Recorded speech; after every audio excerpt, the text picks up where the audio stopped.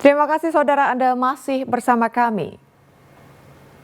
Tim SAR gabungan kembali melanjutkan pencarian terhadap seorang wisatawan yang hilang tergulung ombak di Pantai Payangan, Jember. Tim SAR juga melibatkan sejumlah penyelam untuk mencari korban hingga ke dasar laut.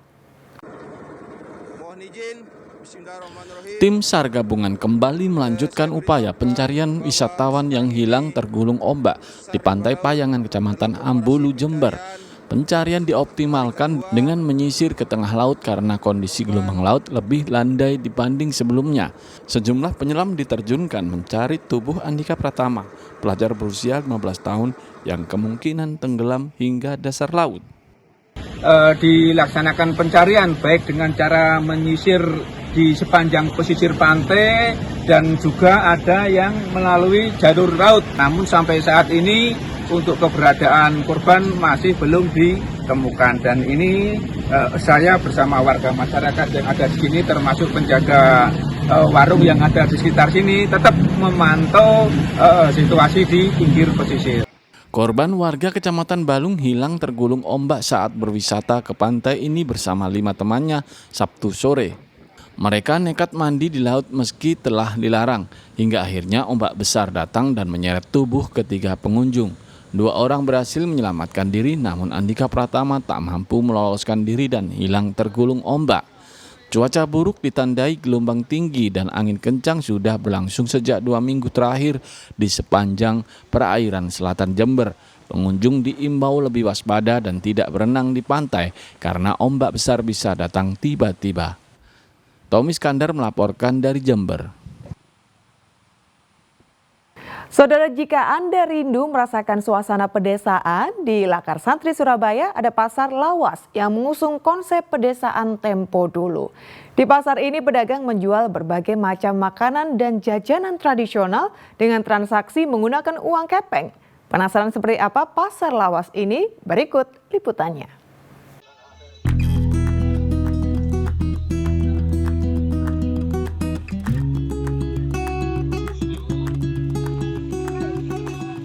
Jika Anda masih bingung menghabiskan akhir pekan bersama keluarga, maka bisa mencoba mengunjungi Pasar Lawasan atau Tempo Dulu di Kecamatan Lakar Santri, Surabaya.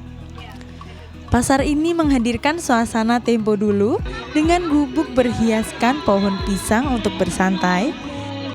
Lapak pedagang terbuat dari bambu dan sabut kelapa untuk menambah kesan nuansa pedesaan. Pedagang juga menggunakan kebaya dan jarik untuk melengkapi nuansa Tempo Dulu.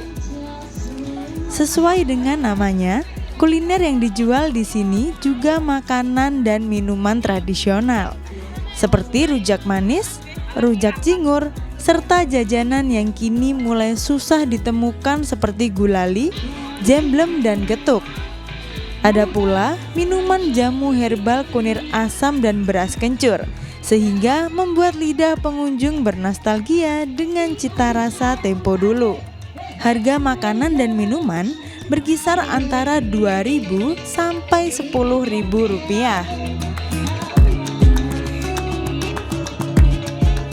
Saya tahunya dari sosmed sih ya, biasanya banyaknya itu di TikTok. Nah, setelah lihat dari sosmed, apa yang bikin Mbak tertarik buat datang ke pasar ini? Soalnya pasar ini unik sih, soalnya Tadi Mbak di sini udah nyobain apa aja? saya tadi nyoba rujak cingur, terus ada gulali juga, ada minuman kunyit asem, udah sih itu aja.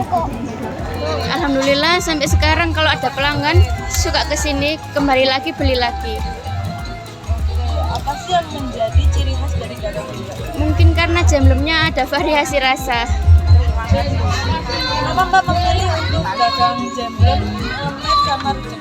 Karena kan ini temanya pasar jadul, pasar lawas, jadi jualannya harus yang model itu, yang lama, yang lawasan. Uniknya lagi, di Pasar Tempo Dulu ini pengunjung diwajibkan bertransaksi dengan uang kepeng yang terbuat dari kepingan kayu. Untuk mendapatkannya, pengunjung harus menukarkan uang rupiah mereka, 1 kepeng bernilai Rp2.000. Pertama kali buka itu respon orang-orang masih ragu-ragu karena dianggap sini bukannya seperti pasar. Pasar itu kan konsepnya orang kita bikin pasar yang datang cuma warga sekitar. Sedangkan kita dan tim itu sudah ada konsep seperti ini. Target market kita itu orang luar dari warga sekitar. Jadi pertama itu orang-orang ragu-ragu, tapi setelah kita pembukaan terlihat ramai dan sebagaimana, baru antusiasnya banyak banget yang mau kepingin jual. Nah, untuk strategi promosi sendiri mungkin Untuk strategi promosi sih kita ngikuti zaman ya, karena sekarang lagi musim TikTok, IG, Facebook dan lain-lain. Kita mainnya di situ, sosial media. Dan teman-teman sih memang ada tim sendiri yang bikin sosial media kita, terus dibantu juga konten-konten kreator dari luar, seperti yang pertama kuliner kelencer dan sebagaimana membantu kita untuk promosikan pasar ini. Pasar ini buka setiap Sabtu pukul 3 sore hingga 9 malam dan Minggu mulai pukul 8 pagi hingga 12 siang. Tim Liputan Biro Surabaya.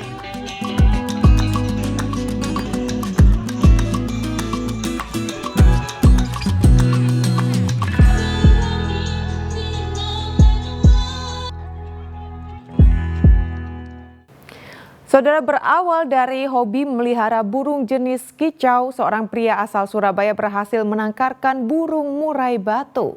Burung kicau berharga puluhan bahkan ratusan juta rupiah tersebut banyak diminati sehingga mendatangkan cuan. Seperti apa cara membudidayakan burung murai batu ini? Berikut liputannya.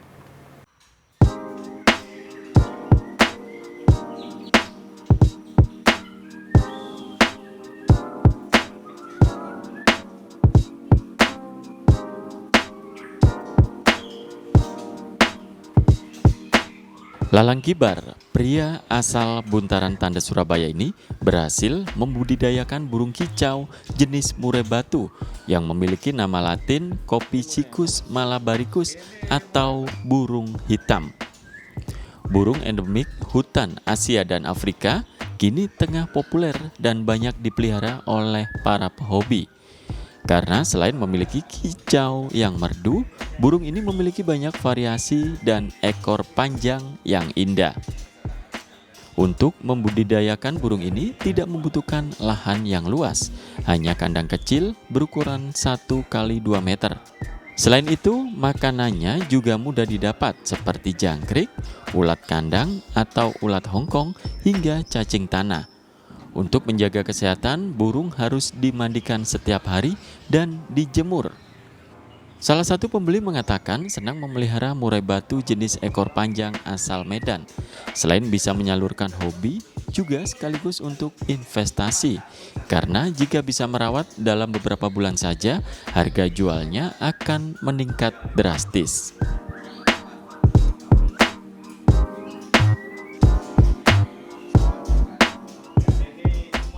Kenapa Mas suka dengan burung murai ini Mas? Ya tertarik mau koleksi ekor panjang. Memang dikoleksi? Koleksi ekor panjang. Suka dengan suaranya atau memang dua-duanya sama ekornya juga. Nanti buat lomba atau buat apa? Bisa juga buat lomba, bisa juga buat koleksi juga. ini berapa Mas tadi belinya Mas? Udah deal 12 juta. 12 juta. Deal 12 juta. Di rumah ada berapa nih Mas? Masih 3 ekor. 3 ekor. Rencana mau nambah lagi. Iya. Emang hobi Mas ya? Hobi. Membudidayakan burung jenis kicau ini dianggap menguntungkan karena selain bisa mendatangkan cuan berlipat, juga bisa menopang perekonomian masyarakat. Lantaran pangsa pasarnya yang luas tak hanya di Indonesia, namun juga luar negeri seperti Singapura, Malaysia, Thailand, Vietnam, hingga Uzbekistan. Menangkarkan murai batu cukup mudah, pasalnya burung ini memiliki siklus rata-rata 12 hari bertelur. Agar indukan bisa segera kembali bertelur, anakan akan dipisahkan saat berusia 30 hari.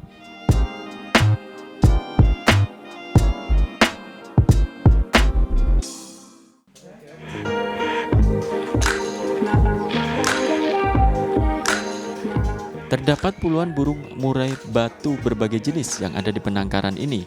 Namun yang paling diminati jenis murai batu mata panda dengan dominasi warna putih melingkar di bagian matanya dan murai batu blorok dengan keindahan aneka warna pada bulunya.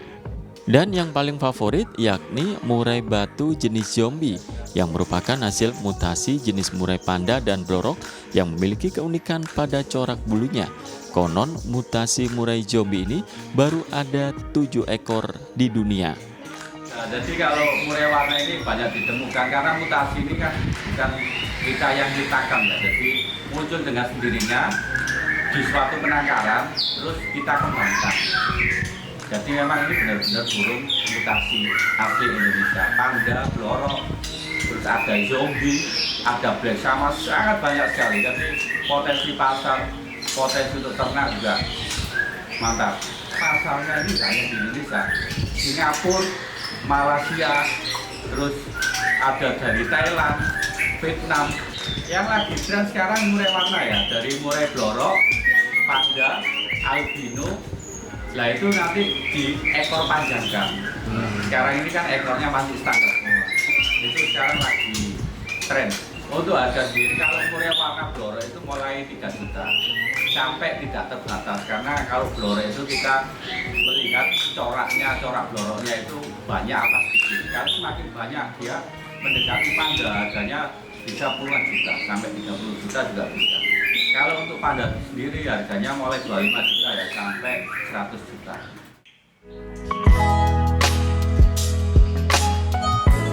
Anda yang ingin memelihara murai batu tak harus datang langsung ke tempat penangkaran di kawasan Tanda Surabaya.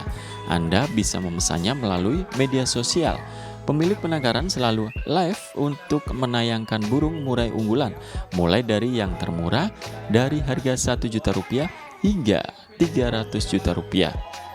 Selain menjual burung hasil penangkaran, Lalang Kibar dan komunitas burung kicau lainnya juga memberikan edukasi kepada para pehobi untuk tidak membeli burung hasil tangkapan dari alam liar karena bisa merusak ekosistem.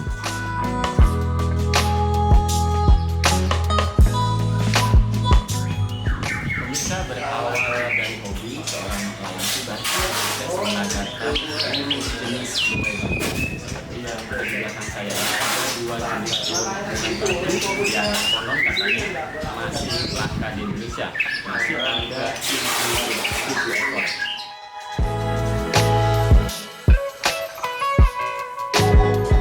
Sri Rama melaporkan dari Surabaya.